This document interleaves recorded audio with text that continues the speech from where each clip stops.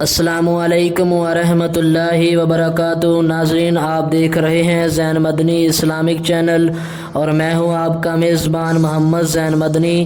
ناظرین، جیسا کہ آپ کو معلوم ہے کہ ہم ریاض الصالحین ریکارڈ کر رہے ہیں۔ آج ہم ریاض الصالحین کی حدیث نمبر 51 ریکارڈ کریں گے۔ آپ سے التماس ہے کہ ہمارے چینل کو سبسکرائب کریں، لائک کریں، شیئر کریں، بیل آئیکن پہ کلک کریں تاکہ ہر آنے والی نئی ویڈیو آپ تک پہنچ سکے۔ نحمدہ ونصلی علی رسولہ الکریم، اما بعد فاعوذ باللہ من الشیطان الرجیم، بسم اللہ الرحمن الرحیم۔ ریاض الصالحین جلد اول اور باب نمبر 3، باب الصبر، صبر کا بیان، اور حدیث نمبر 51۔ حضرت ابن مسعود رضی اللہ عنہ سے روایت ہے کہ رسول اللہ صلی اللہ علیہ وسلم نے فرمایا، میرے بعد ناروا ترجیح دینے کا عمل ہوگا اور ایسے کام ہوں گے کہ جنہیں تم برا نہ سمجھو گے۔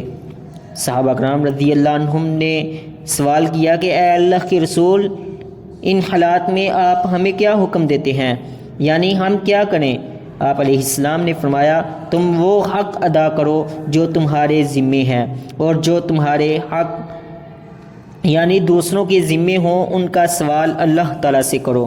اسے بخاری و مسلم نے روایت کیا ہے۔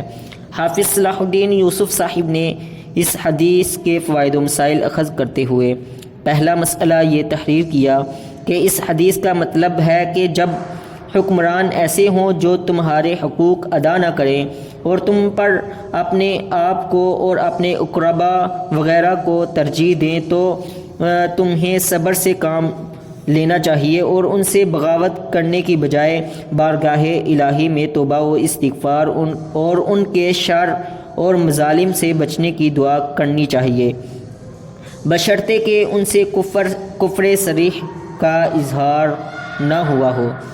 حکمرانوں کے علاوہ وہ عام معاشرتی زندگی میں بھی اگر کوئی شخص حق پر ہونے کے باوجود اپنا حق اللہ کی خاطر چھوڑ دیتا ہے تو اس کے لیے جنت کی بشارت ہے۔